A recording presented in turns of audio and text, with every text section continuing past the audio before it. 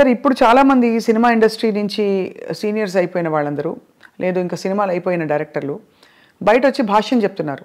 అప్పట్లో వాళ్ళు వాళ్ళతో వీళ్ళు వాళ్ళతో అని. ఇప్పుడు మనకి నేను పేర్లు చెప్పను, బట్ మీకు అర్థమైపోయి ఉంటుంది ఎవరి గురించి మాట్లాడతారో. వాళ్ళు చాలా అంటే ఆల్మోస్ట్ ఎపిసోడిక్గా చెప్తున్నారు, ఇలా ఇలా అయ్యేది ఆ రోజు, ఇలా అయ్యేదని.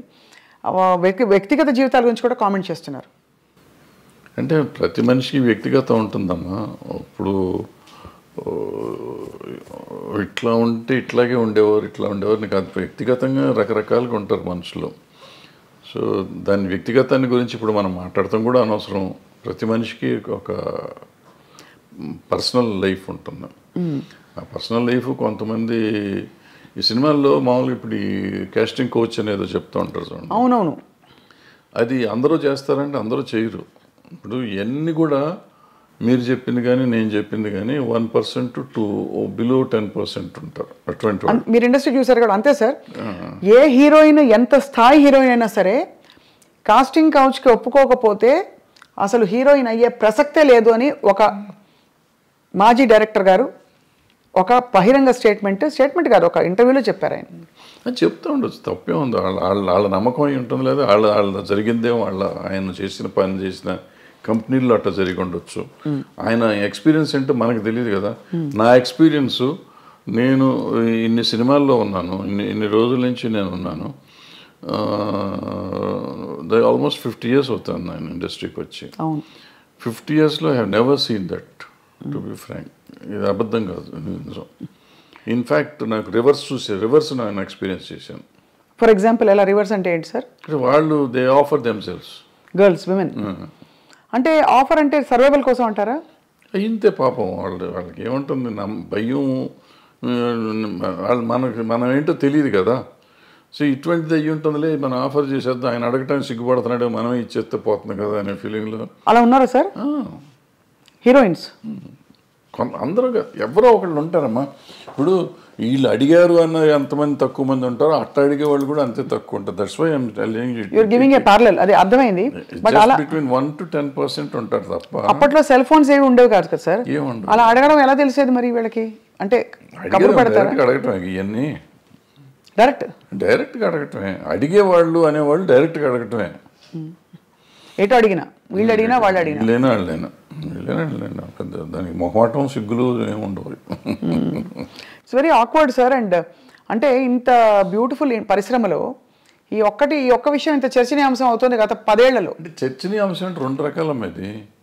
ఇప్పుడు పిచ్చి ముందా పెళ్లి ముందా అంటే ఇప్పుడు ఇద్దరికి ఇష్టమైతే ఇప్పుడు అడగగానే లొంగిపోతారు అనేది కూడా నేను నమ్మను. అన్లెస్ వాళ్ళకి ఒక అవసరం, నేను దీంట్లో సర్వైవ్ అవ్వాలంటే ఇది అయితేనే అవుతుంది అనుకుంటే లొంగొచ్చు. లేదంటే ఎందుకు లొంగుతారు వాళ్ళు? అలాంటి ఏమంటారు, మ్యూచువల్ బెనిఫిట్ కోసం జరిగితే జరగాలి తప్ప నేనేదో ప్రతి వాళ్ళు ఇట్లా చేస్తారంటే జరిగేది కాదు. మీరు ఎప్పుడైనా ఇబ్బంది పడే సందర్భాలు ఉన్నాయా సార్?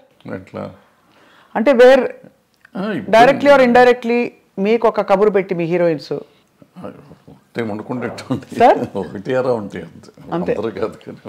అంటే అందరూ అలా వచ్చి ఉంటారు కదా, మీరు చెప్పారు కాబట్టి ఐఎమ్ ఆస్కింగ్. సో చాలా మంది చాలా జెంటిల్, చాలా మర్యాదగా సొంత పిల్లల్లాగా. నాకు ఆడపిల్లలే 3.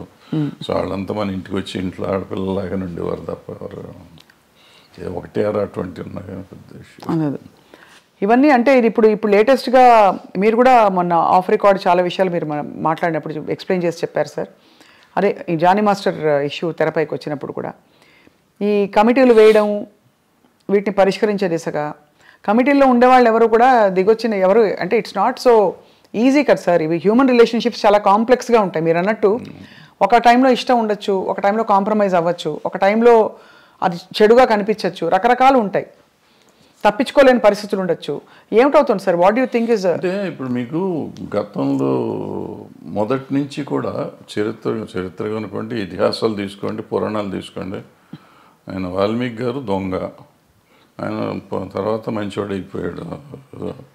సో ఇట్లా మనుషుల్లో మార్పులు చాలా వస్తూ ఉంటాయి.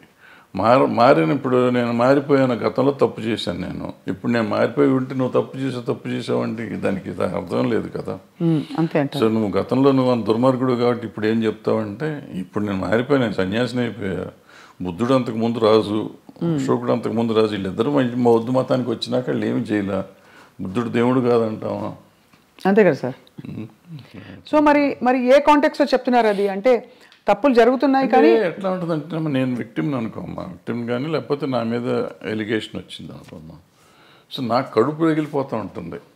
అంటే ఇది ఎట్లా ఉంటుందంటే దీంట్లో ఇప్పుడు వస్తున్న ఇష్యూస్ అన్నీ ఏంటంటే ఇప్పుడు ఇద్దరు మ్యూచువల్గా ఒకళ్ళకొకళ్ళు ఇష్టపడతారు. ఇప్పుడు అప్పుడు కూడా కదా సార్, ఎప్పుడైనా కానీ ఇష్టపడతామో లేకపోతే సరెండర్ అవటమో ఏదైనా అనుకోండి. సరెండర్ అయినా కానీ తర్వాత కలిసి ఉన్నారుగా. అవును, నాతో సరెండర్ అయిపోయినాక ఇద్దరు కొంతకాలం కలిసి ఉన్నాం. ఇప్పుడు సరెండర్ అయిన వాళ్ళు నా మీద కేసు పెడతాం మొదలెడతాను అనుకోండి. అయితే సరెండర్ అయ్యి కొంతకాలం అయిపోయినాక నేనంటే వాళ్ళకన్నా మొఖం మొత్తి ఉండొచ్చు, నాకు వాళ్ళ మీదన్నా మొఖం మొత్తి ఉండొచ్చు.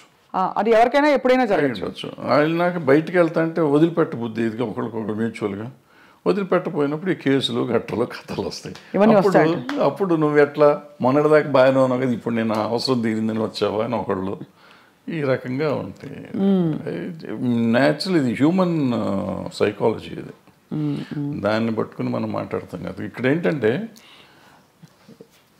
నో మీన్స్ నో మీద మాట్లాడాలి మనం. ఇప్పుడున్న కొత్త సిస్టమ్ ఒకప్పుడు అది వేరు. ఇప్పుడు శీలం అనేది ఒకప్పుడు పవిత్రమైనదిగా మాట్లాడుకునేవాళ్ళం. ఇప్పుడు ఎంతమందికి శీలం సరిగ్గా ఉంది అంటే చాలా డౌట్లు ఉన్నాయి. అంటే శీలాన్ని శీలంగా చూస్తున్నామా లేదా అనేది పాయింట్. అంటే ఇది వరకు it was a big taboo, అంటే ఇప్పుడు కాదు, అది ఇప్పుడు మోర్ నార్మలైజ్ అయిపోయింది.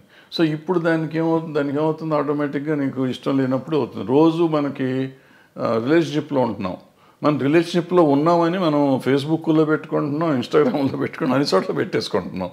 నెక్స్ట్ డే ఇప్పుడు బ్రేకప్ అయిపోయామని మనం పెట్టుకుంటున్నాం. సో మనమే అనౌన్స్ చేసుకుంటున్నాం వాట్ ఈస్ హ్యాపెనింగ్. అవును, ఆ తర్వాత మనకే కోపం వస్తే వాళ్ళ మీద కేసు పెడుతున్నాం. ఇది ఇప్పుడు దానికి ఎవరు బాధ్యులు అంటే కలిసి ఉన్నారు కదా. ఇప్పుడు ఏం పోయే కాలం ఏం తీపరం వచ్చింది మీకు అంటారు, మా అమ్మమ్మ భాషలో మాట్లాడాలంటే. తీపరం లేదు, తాపరం లేదు. ఇది ఏంటంటే నాకు ఇష్టం లేదు, నువ్వు రావద్దనని రావకూడదు, అంతే, సింపుల్. సో అక్కడ నుంచి ఆ వైరం వల్ల వచ్చే కేసులు అంటారు ఇది. కానీ జెన్యున్గా ఆడపిల్లలకి రక్షణ లేదని హేమా కమిటీ రిపోర్ట్ని కూడా మీరు ఆమోదించపోరు. ఎందుకు డెఫినెట్గా ఉందమ్మా, డెఫినెట్. ఇప్పుడు ఒక అమ్మాయి వచ్చింది పాపం, ఎవరో ఒక అమ్మాయి ఆశగా సినిమాల్లోకి చేద్దామని వచ్చింది. వచ్చిన అమ్మాయిని నువ్వు నాకు ఏదన్నా ఇది ఇస్తేనే నేను ఉద్యోగం ఇస్తాను, వేషం కానీ పని కానీ ఇస్తాను అనేది దుర్మార్గమే కదా. హేమ కమిటీ రిపోర్ట్లో కానీ ఎక్కడైనా కానీ ఈవెన్ పాక్స్ దీంట్లో కానీ అదే చెప్తాను. నువ్వు అడగటం కూడా తప్పు. అడిగినాక లొంగి నువ్వు ఆ అమ్మాయికి పని ఇచ్చేసినా కూడా, ఎదురు పని ఇచ్చేసినా కూడా లొంగ తీసుకోవటం తప్పే. కాబట్టి ఏ రోజు తెలిసినా కానీ నా మీద నేను శిక్షార్హుడిని. ఏమంటే మ్యూచువల్గా కలిసి ఉన్నాం కదా, నీకేంటి అని మనం అడగటానికి లేదు. ఇంకా కలిసి ఉన్నా కానీ నువ్వు లొంగ తీసుకున్నావు కదా. అవును, ఇప్పుడు మరి జానీ మాస్టర్ ఇష్యూలో ఏమై ఉంటుంది సార్? అది దాన్ని నేను మాట్లాడకూడదు. మీరు మాట్లాడకూడదు కాబట్టి ఓకే ఫైన్, అడగం సార్. మేము కూడా కమిటీని కోర్టుని కంప్లీట్గా గౌరవిస్తూ అంటే